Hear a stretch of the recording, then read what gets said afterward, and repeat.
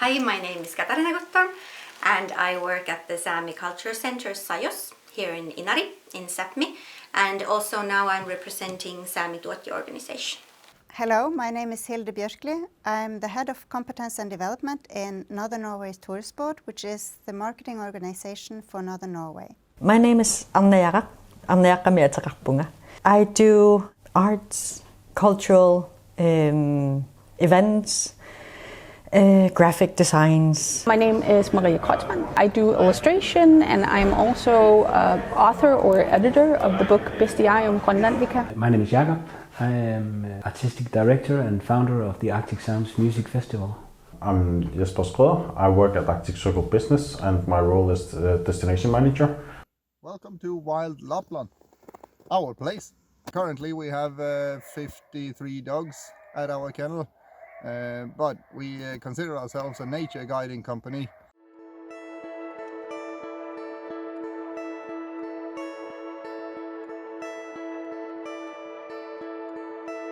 For the most of the world, and most importantly the part of the world that travels, if you're not online, you don't exist.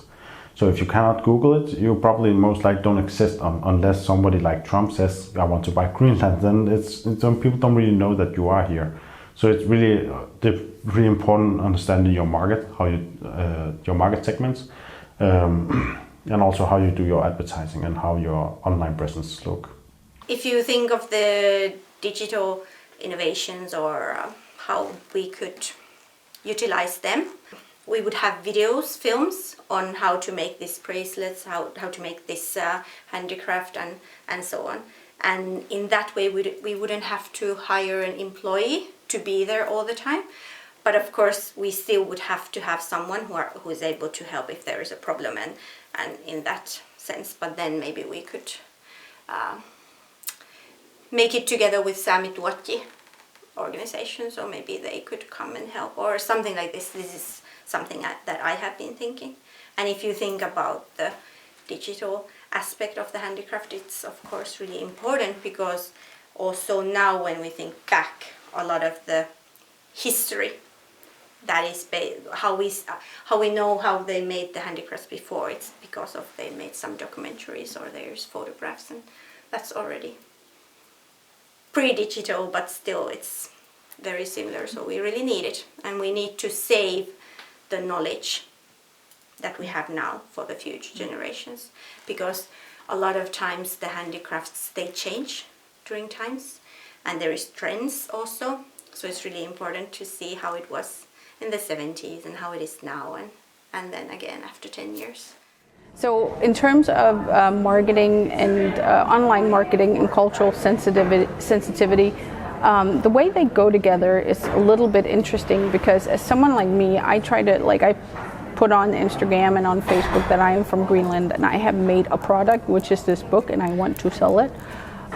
People will ask me a lot of questions and I try to be respectful of answering the questions, and there's no dumb questions because in terms of international interest, there's a lot of focus on the Arctic right now, and that's awesome and amazing, but people don't know anything about Greenland. And then there are some perceived things about Greenland that happens very much like in Denmark.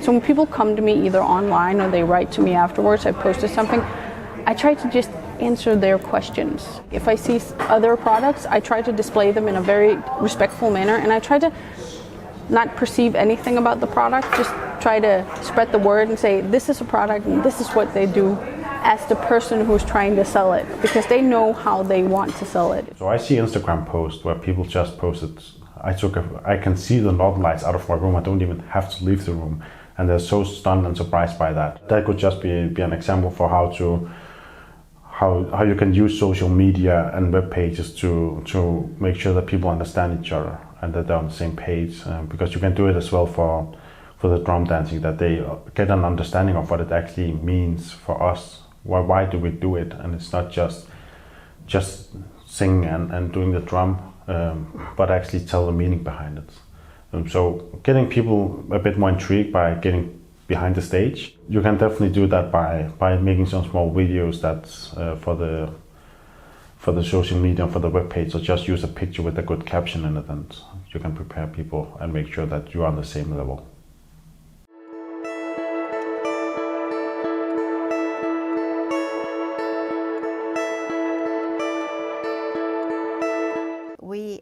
have changed our way of communicating Northern Norway. Many things we do the same thing as we used to. We tell about the beautiful nature, but we also tell about how to behave in the nature. We try to prepare the customers so that they know what they can expect and how they should behave when they come to Northern Norway, so that they act in a respectful manner during their stay in Northern Norway. We also try to tell about the culture of Northern Norway and how we live in our part of the world. And we believe that's a better way to attract the right customers to Northern Norway than telling something that is not true. We are used to being controlled by the elements. You can't plan too much here because you know your plans are going to change based on the elements and the weather. If we say a concert is at 8, it's at 8 unless something like there's no power or there's a snowstorm, so you can't actually get there, or stuff like that, or the artists are not coming in because of the planes are cancelled and stuff like that. We're always working with that. We always have a plan, but we are always ready to change the plan. And it doesn't stress us, and it doesn't really stress people in the organization, and it doesn't stress the artists because we're upfront about it. And also the audience, we say this is the program, but the program is in an app, and you have to be online because the program will definitely change. There is something that I really am passionate about, is to making a space, a website where you can find artists in Greenland. It can be fine artists, it can be musicians, it can be actors. So everybody from outside or just in Greenland can find artists in this page. And also, if you're a Greenlander and you want to arrange, make a concert, you can also find where you can find funding or all these things. This platform could be possible to give the arts a seriousness also. Like you think of sports as an organization and as something serious, and the arts should be looked at that way too. And I think it could also lead to making art policies. It starts to be something that you just don't throw away if you don't have the money. You just, okay, we just take it from the arts. And also, if we want to focus on tourism, it's so important that we keep the arts and we think of it as a serious business. So I think that's why the platform is very, very important. And it shows how big it is, how big an organization the whole thing could be. This is also something that we put up on the webpage, maybe not too much what we talk about, but a little bit on what we do. And a lot of it is focused on, of course, letting know dogs and dealing with dogs, and of course also maybe drive a dog team or ride on a dog sled.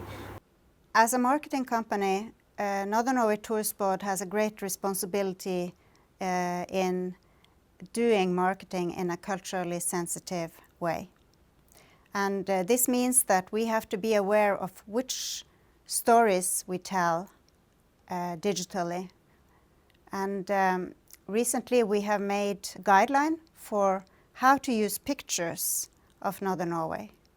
These guidelines are meant for our own work, but also for destination management companies and also for companies and tour operators that are using pictures from Northern Norway. For example, when you show a picture of someone walking in the nature, they should be walking on a path and they should not be too close to a steep cliff in order not to encourage people to go out of the path and to go too near and with the risk to fall down.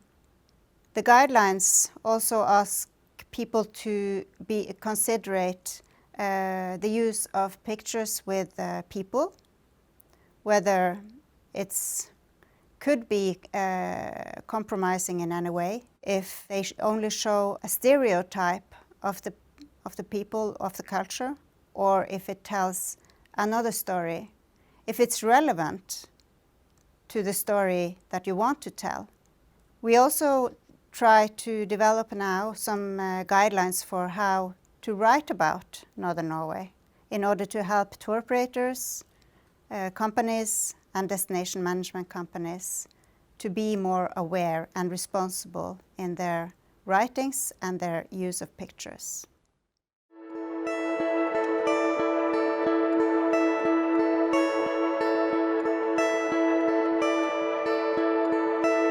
So when it comes to marketing online here in Greenland especially, one of the things that a lot of companies does is they don't have a website, they have a Facebook page. One of the things that, for an example, Greenland Business is really good for is helping you find maybe funding or plan your economy around expanding digitally. So if you want to make a web shop or something like that, that can come later as part of that. But you would definitely start somewhere like on Facebook because it has such a huge reach. Just within Greenland. One of the reasons I think that Facebook is so big here when it comes to companies is that it doesn't data here. When the internet is expensive, it's gotten so much better just in the last 5 years. It's amazing how far we come in 5 years. I know the next 5 years are going to be amazing. But maintaining a page in terms of data and everything else, Facebook has just made it so much easier. You can create a page and then you can put information on there, and because most of your customers or market group, if it's within Greenland boundaries, also have Facebook, they can get all the information they want there. And it's so amazing, it's easy, it's free, it's very, very user friendly, it's for everybody. So I think that's why it's kind of like, and then also Instagram as well. And then a lot of people are starting to also use Snapchat a lot and stuff like that for their companies as well. For operators in Greenland, I would say make sure that you are on Guide to Greenland. Make sure that you get in contact with the OTAs that is similar to Guide to Greenland, like TripAdvisor. TripAdvisor needs more work, and Guide to Get Your Guide normally also. You need to understand a bit more, be willing to write, but Guide to Greenland will write it for you if you really need it. But just being visible there is a good starting point. Make sure that you're in contact with Visit Greenland, that you get a profile page in Visit Greenland, and also for your local DMO. For like people from my region, they need to be on destinationarcticcircle.gl. After that, you need to have a look on, if you still don't want a web page, that's fine, but at least be on Instagram and follow the hashtags that is used by the Visit Greenland. And in my region, we're also making a guideline for hashtags in the region. Follow those guidelines. Use the right hashtags and just upload pictures, because Instagram is so easy. You take a picture with your mobile. Whenever you have time for it, you just press 3 buttons and you have an Instagram post, and it's really simple. I showed it to a lot of my operators and they're surprised that it's that easy making Instagram. I personally have experienced people being surprised all the time that people lives up here because they never heard about it, and it's difficult finding it on Google. So it's just really important making sure that you are online, but also because the way consumers and tourists buy things today are not necessarily always through a travel agent. It has changed a lot. So if we want to tap into that part of tourism, we need to buy those who are not so spontaneous. They don't care what they go into, but most of them just want to plan a bit ahead online without a travel agent. Digitalization has, in a way, changed the game of marketing. Due to the digitalization, reviews of what you have experienced is not only told to your 10 nearest friends, but to the whole world. And everybody can create their content digitally, and everybody can find information about everything. So everything is transparent.